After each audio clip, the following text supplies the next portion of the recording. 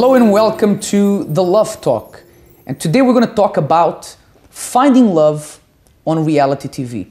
Everybody wants to find love, everyone wants to find someone to share the rest of their life with, even those who say they don't want, they want, right? Everyone does. Yeah. Everyone does. And we're going to be talking about finding love on reality TV. In fact, we have a guest here today, Richard Case, who will be telling us his experience of going on a reality TV show to find love and how that was for him. Why do you think, Helena? By the way, Helena, my wife, she's here with me. Thanks for introducing me, by the way. And Helena, why do you think that people go to the point of going to a reality TV show to try to find love? I guess it's because they've looked everywhere else and they are still, maybe they are getting impatient or time is passing by and they are, getting older. That could be one of the reasons. Yeah, and, they are trying something else that maybe will work. Yeah, and I mean, for example, maybe you have tried to meet people the conventional way, people that you know, friends, people from work, and it hasn't worked. So you're trying to take it to another level. You're now trying to, you're considering a blind date introduced by a friend of yours.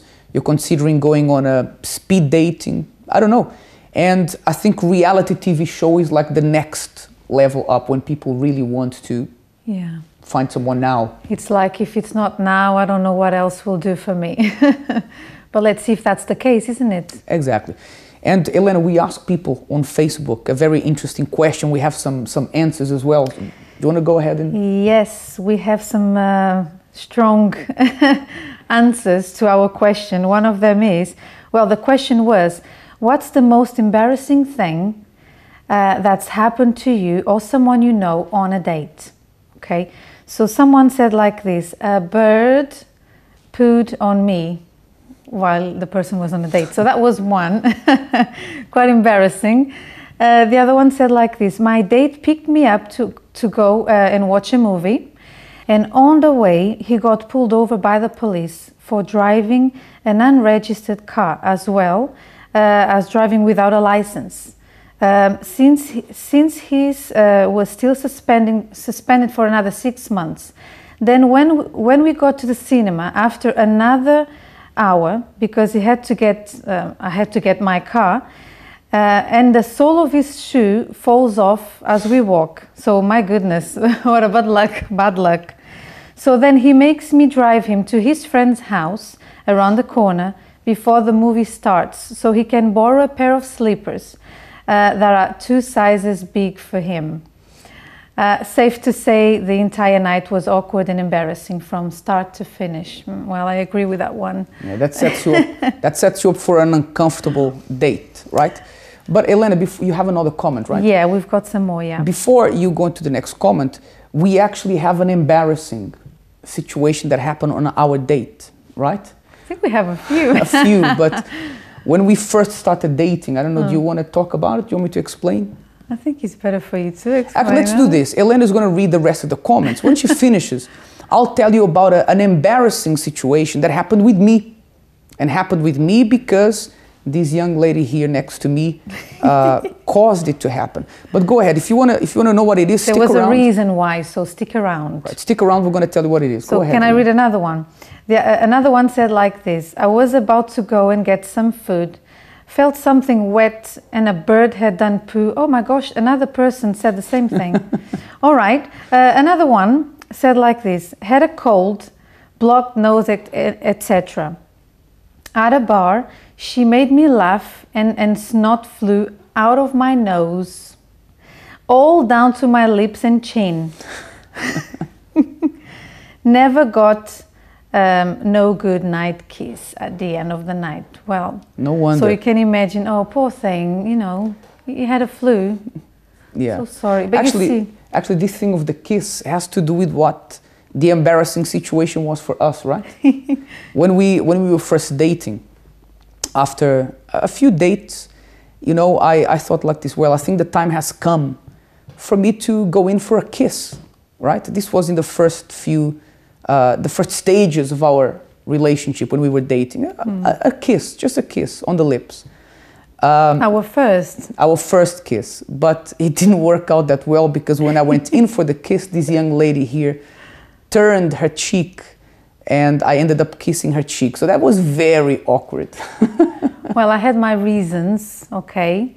It's because, well, you were my first boyfriend, so I wanted to make sure you deserved the kiss. I don't know if that sounds a bit too snobbish, but this is how, you know, this is what I wanted to do. So I kept you waiting a little bit longer. If you really liked me, you would, you know, think it worked. Yeah, it makes sense because, you know, when you wait some time for something you really want, when you get it, it tastes better. And that's how it was. You see, it was better, right? So. and by the way, I mean, today we're talking about finding love on reality TV. So we guess we can say this program today is aimed more at people who are single. Maybe you're trying to find someone, it hasn't really worked. Maybe, you know, one of the things that is important in a relationship, especially if you're trying to find someone, you're at the stage of trying to find a person, it's not about how much you date. If you date a lot, if you try to date one person, then date another one straight afterwards, that doesn't guarantee you success. As we will hear from Richard Case here today, our guest. He'll tell us about that. I think sometimes, Elena, I don't know what you think. I don't know if women think like this, but sometimes men think that the more I date, the more people I date, the more chances I have of finding the right one. I don't know, is it the same thing for women? Well, I don't think so. I think we think a bit differently, I think. Well, at least I do. But from people I know, we tend to observe first a little. You know, we don't just jump into every, you know, any new relationship just for the sake of trying. I think we think of relationships in a different way. Yeah, of the dating thing differently. Yeah, and you know, for some people think that if you're single, if you're not dating someone at that point, is a negative thing. And it's not necessarily a negative thing, because while you're looking for someone, you can be working on a lot of things. You can be working on improving yourself as a person, on getting over bad experiences you've had in the past. And I think if you rush too much, I don't know what you think of this, but if you rush too much into having relationships all the time, you don't get time to reflect on what went wrong and correcting those mistakes. That's correct. And also the more people the person dates, the more people you date, it's one more one more stone in your backpack for you to carry, one more trauma, maybe one more phobia, I don't know, because depending on what happened on the previous relationship, it's one more mark on your heart. So I think it's not very wise. I hear many women say, many young women say, oh, but you know, I don't know how to stay single anymore. I don't see myself alone. I don't like the loneliness thing, going home by myself, no one to go out with on a Saturday or Friday night. I mean, this is not the best road to go down to. And you know, by the way, if you've had a past where you've had relationships, different relationships, you know, actually a few relationships, it's okay. You need to make sure that you learn from whatever mistakes happened in the past. And if you're on your own right now, don't panic. It's okay to be on your own. Take your time to examine the people that come to you, the people that are around you. In the right time, it will happen. In fact, they usually say that love happens when you least expect. Yes, I agree with that as well. I mean, if you are, like James just said, if you had a break from, you know, your past relationship, it's like, it didn't work, so let me move on. Improve as a person, invest in yourself. This is the best thing you can do. Good. Now, let's just give you some tips, some advice. 4 common mistakes people make in dating, right? We have a few examples here that our producer got ready for us. First common mistake people make dating. When you're dating, you show up late. Elena, you know about this, right? It's one of the things that I hate is when people make me wait, right? It's such a lack of respect, I'm telling you. But usually what happens to me when you make me wait? Let's say that I get the silence treatment for a while, and then I'm told what a lack of respect. I mean, it's not very it's nice, not good, right? It's not good. Remember, if you're paid by the hour, if the person was being paid by the hour on that date, you would have a hefty bill at the end of the date. Do you want to talk about the second mistake people make? Talking about yourself too much. That is a terrible thing to do. This is a terrible thing to do. The person is dating, is there on a, even on a, well, I won't say on a speed date, because you do have to say as much as you can, but you are there on a dinner, you went out with the person, you need to talk about things such as, you know, where you came from, you know, how are you, kind of things, light conversation. But the person is that, you know, I'm amazing, I do this, I've achieved that. You know, I'm very good at this, very good at that. I was born here and there, and I achieved that. And then it's so... Yeah. And it gets to a point where, you know, it's like the person's done so much, you've done nothing. So take it down a notch, right? Next one, revealing too much about your ex. No one likes to be compared to their ex-boyfriend, ex-girlfriend. So it's not a good idea. And last one, being too eager, wanting to go too fast, too soon, right? So maybe you can take these tips to your advantage. We're going to go into a break now. When we come back, Richard Case will be in the studio with us, and he'll tell us about his experience when he went on a reality TV show in search for love. Could it have worked? We'll find out from him. We'll be right back.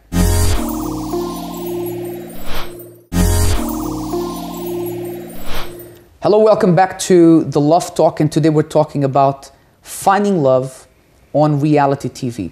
And everybody wants to find love. In fact, as we said in the first part of the program, we have today here with us Richard Case, who went on a program to try to find love. And he's going to tell us about this. Richard, good evening. Good evening. Thank you so much for having me. You're welcome. Thank you. Richard, I actually watched the program you went on. Tell us a little bit about it, and what was your initial expectation when you went into that program? It was a BBC Three documentary called Strictly Soulmates. I was picked by the BBC to actually be the face of the Christian part of the documentary itself. And my expectations, in a sense, was, my hope was to find my perfect partner, my soulmate, the lady of my dreams, as it were, that I was one day going to marry. Sounds very romantic, I know. And part of the documentary was the search of finding a soulmate in life. And so the documentary itself covered different religions, the first one being Christianity. It covered the Muslim faith, and it covered the Jewish faith as well as the Hindu faith as well. And so I was followed around by the BBC for 6 months, which was an incredibly long time to be followed around by a television film crew on a regular basis. I agree with you. I mean, the first thing that came to my mind when we managed to get you on the show was the first question was, when you went in there, I mean, you really wanted to find the right person. Your intention was not anything else. Your intention was to find the right person. That's right. My whole entire intention there was to find the perfect person for my life, in a sense, and there was no mixed things about that whatsoever. My desire was to find the right person for my life. And it's never easy, though, being on national television in the UK, on BBC, which happens to be the biggest broadcaster worldwide, when you're surrounded by lights, cameras, and action on the search of finding your soulmate. It's never going to be easy. At the same time, it's absolutely exhilaratingly fun. But it makes it more difficult that people are watching, people are expecting something to happen. Certainly. Right? There's certain things you go through in a relationship, or what you go through on a search of finding a life partner in life. You normally go out on a date together, and it's between you and her. And a lot of things happen on that date. She might not like you, you might like her. You might come away from that date not really feeling if anything's going to come of that relationship as such, being a first date. And I think it's extremely daunting being surrounded by a television film crew and knowing that any embarrassment that might take place, she might turn around and say to you that, hey mate, I don't like you, I think you're ugly, for instance, A lot of things can happen on national television, and the BBC were not prepared to erase anything from mainstream television, and so that now and again got me nervous. I wasn't quite sure what her reaction or what their reactions were going to be throughout the time I was on different dates. But the truth, Elena, for example, in a relationship, you were saying that the cameras are there, so everything you do, is magnified, right? Yes. But in truth, when you're dating someone, there's no cameras there, but you feel like that. Well, yes, of course, but you know, imagine on TV, you know, everyone is watching you and everyone is like, what is she going to say? What is she going to do? You know, is she coming? Is she not coming? And Elena, is he going to find the right woman after the show? Yeah, and one of the complaints, I mean, we usually advise couples, and one of the complaints that women have, that they say all the time, is that there aren't enough men who are looking for a serious commitment. Is this something that you hear a lot from women? Yes, there is. But it's that thing, you know, they also say something about women, like, oh, women are not like before, they all they want is to party, spend our money, you know. We hear that a lot. So it's like men have created this thing, you know, it's like both are like, in how do you say, in a defensive kind of mode. Let me see, so we're not getting anywhere because of that. But yeah, but if women say that it's really difficult to find a man that wants a proper relationship, that wants commitment, you are that man. You are the man. You are the man who wants to find. How has it been for you since you went on the show in terms of meeting people, having a relationship? How did it go for you? Honestly, it's been pretty unbelievable. When I finished the documentary on BBC Three, Strictly Soulmates itself, the documentary ended with me at the end of the program itself, clear to the public that I was still a very single man. You know, still this very day I'm single, handsome and available. Okay. And you know, and after the documentary itself, you know, I was inundated by so many messages on Facebook, on Twitter, online, by so many ladies across the UK that had watched the documentary itself, that absolutely fell in love with my character as an individual and me as a person. And so when you're inundated by so many messages on a regular basis by different women, having seen you on national television, I personally think at times you can get a little bit paranoid. Is she liking me for who I am as a person? Is she liking me because I'm now today a television personality? Or is she liking me for who I am as an individual? And so a lot of questions go through your mind. You have to ponder and wonder whether, you know, is it right? Do I just go on a date with her because she just inboxed me on Facebook and she just wants to go on a date with me because she saw me on television and I seem like the best thing since sliced bread to her? Did it make things, so you've had a lot of people contacting you, wanting to go on a date with you. Most people would complain, most men or women would complain, not enough people contact me wanting to go on a date with me. Has it made things more difficult or easier for you? I think in some ways it's made things slightly more difficult for me because I'm a TV presenter. I spend a lot of my time interviewing celebrities. I run my own TV and film production company in London called Dreams for Living Productions. And so, you know, I've become a lot more than across the UK. I'm an international speaker as well. I think it is a little bit more harder for me because more people know who I am now. You know, I'm recognized. Richard, I'm sorry to continue on you. What other things did you used to do?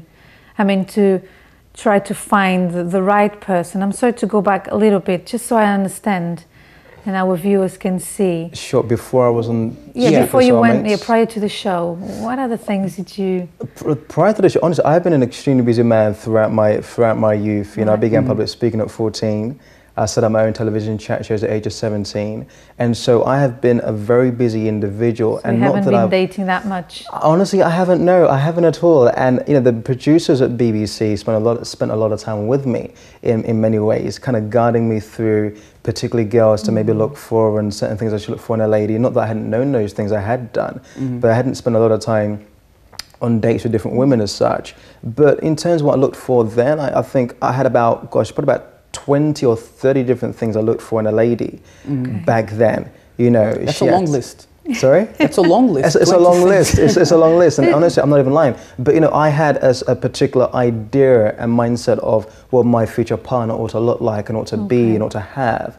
Today, so you know those what things you're have changed. looking for. So it's like... Yeah. Certainly, so but those things have changed a whole lot more now. I think I'm a lot more realistic today than I used to be then. You know, I'm matured. I'm a lot more mature as an individual. I know what I'm after. I know what I'm looking for in life. But can you give us an example of something that you before it was something a very important, you know, something that you were looking for in a woman, but now you've changed your mind. Something I think I was fixated over looks. There's no doubt about that. Being a young man, young individual, back then in my teens, you know, looks were a lot to me. I don't think I understood the importance of the inward character of an individual then, and on the importance of it. Today in my life, I'm not fixated over looks. I'm fixated over the heart of someone's life. You know, the heart of a person. I'm fixated today over a person's purpose in life. I understand where I'm going in life and my calling in life and my destination.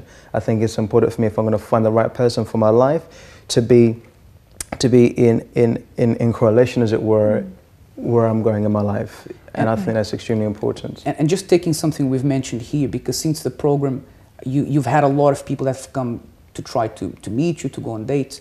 And you know, a lot of complaints that people have in when they're dating, or the lack of dating, is exactly this, that there's not enough people approaching them. But you have to remember that volume doesn't mean success, right? Quantity is not as important as quality. And you can't be put off by the fact that maybe you've had a bad experience, not enough people have approached you. Because as we said at the beginning of the program, you know, being single is not necessarily a bad thing, because you have enough time to, you said, you had a list of 20 things you were looking in a person. Maybe that has changed over time. Certainly it has. You said that yourself.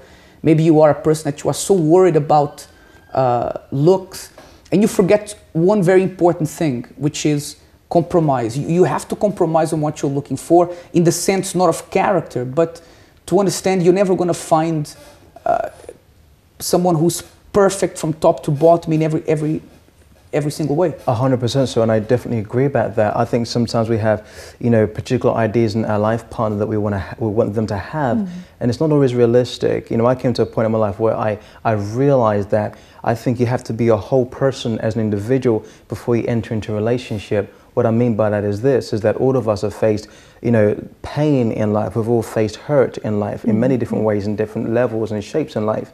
And I think it's important that, you know, we overcome those pains and struggles in our lives to a point whereby we don't allow them to affect our future partner in life. And sometimes we enter into relationships not realizing that we're still holding so much baggage. And the reason why so many relationships break down is because we still are dealing with our past, you know, circumstances that are still very existent in our lives today. And so I think it's extremely important that we become people that know who we are as individuals, know where we're going in life, our purpose, and actually are people that can deal with our inner struggles in life without allowing them to affect the very people that we love. Did you learn to compromise and change? That you're no longer looking for the perfect person, but there are things that are not exactly as you planned in your 20-step list that you had initially? Oh, definitely. You know, today I think I'm a lot more realistic with my goals in life in terms of finding a life partner for myself. At the same time, you know, I'm a man of faith, I'm a Christian. You know, for me, I hold particular values and principles that are very key in my life. You know, I think it's important that the person I end up being with in life happens to be a lady of faith. You know, she happens to be an individual. That's compatible with you, isn't it, in every single way? Definitely. I think that's one of the most important things, isn't it? Yes, indeed. Absolutely. Indeed. We have just over 2 minutes for the end of the program, but there's so much we wanted to talk to you about, Richard. But we're going to have to wrap it up. I mean, if there's one thing that you learned going on the program, one lesson in a short sentence, what would that lesson be? Honestly, I would say that don't rush it.